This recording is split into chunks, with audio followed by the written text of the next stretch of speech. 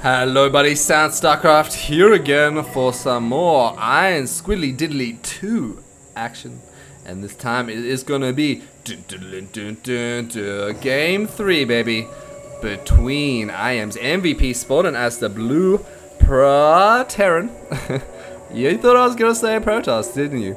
In the top right hand corner now, and in the top left hand corner it is gonna be Mouse's MaNa as the red Protoss. So this is a TVP, and this is game 3, and Ryman is no cramming.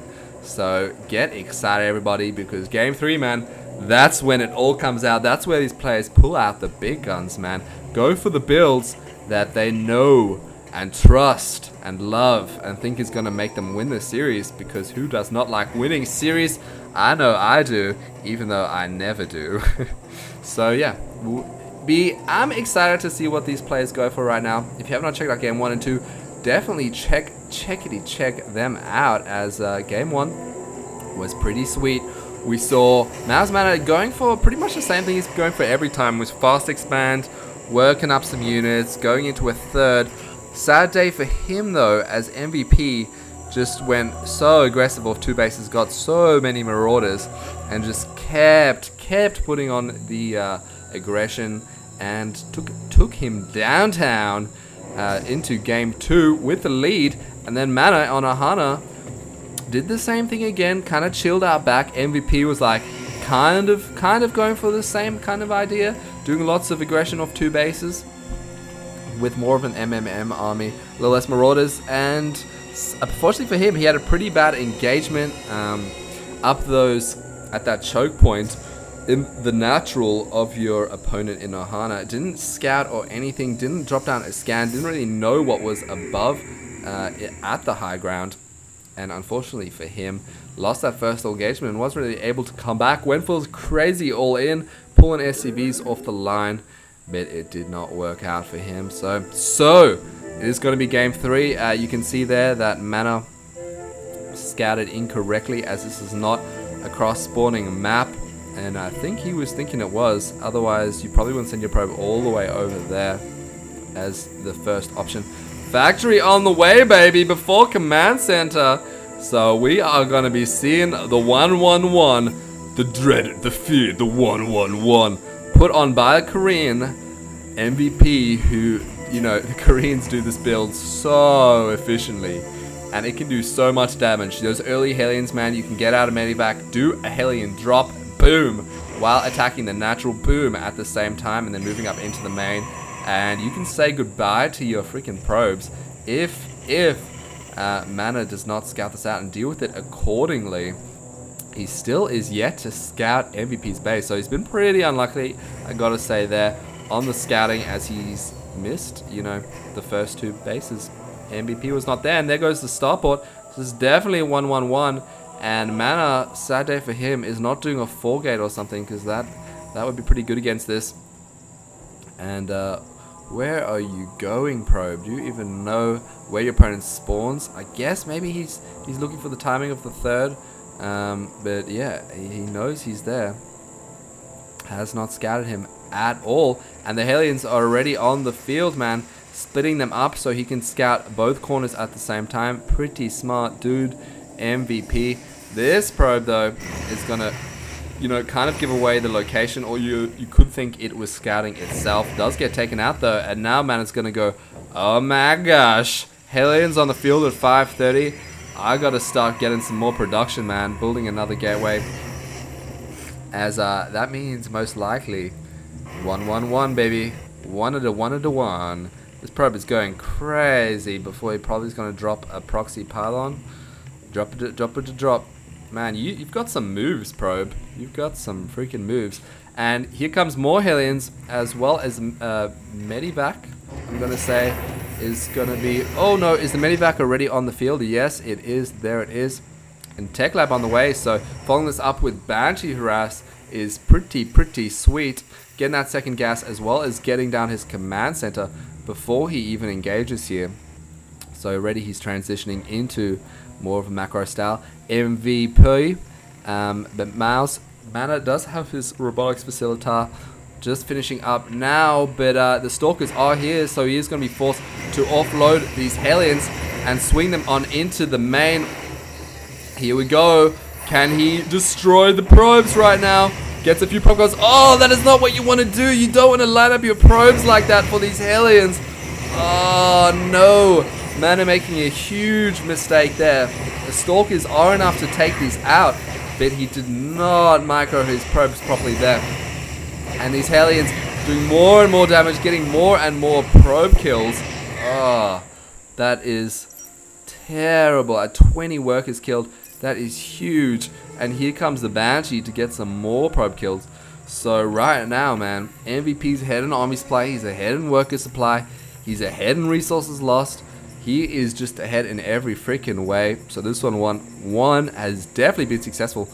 Stalker's gonna be moving up here at the same time though. This Banshee getting these workers killed. Oh, and excuse me, MaNa is gonna be sending his observer to check this out, but Cloak has not been done, and looks like MaNa here is gonna decide to try and put a bit of pressure on himself. There are quite a few Marines here and a tank, so he needs to watch out though, although he does want to engage before these bunkers are done. Looks like he is not going to have enough. At the same time, the Banshee is going to be pushed out after getting 4 more worker kills, so definitely been effective there. So MVP, he's looking pretty good. 1 sentry, that's an interesting choice of unit to suicide. Ooh, looks like he wasn't trying to suicide. He wants to put on some aggression here, but Mouse, man, he just does not have the army supply to deal with this as MVP. 8 supply ahead, and this sentry is going to say goodbye. Does put down 1 force field there, which may delay the mining a bit. I guess that's why he chose to get a sentry. At the same time, 1 Stalker does get taken out down here. And what is this? Oh, it's just an observer. Going to have a bit of a scoutity scout. This medevac going to be scouting down here for any sort of hidden expansions. Just can't blame him for doing that. Twilight Council as well going downtown. And where the upgrades at? Still 0-0, no upgrades on the way for MaNa.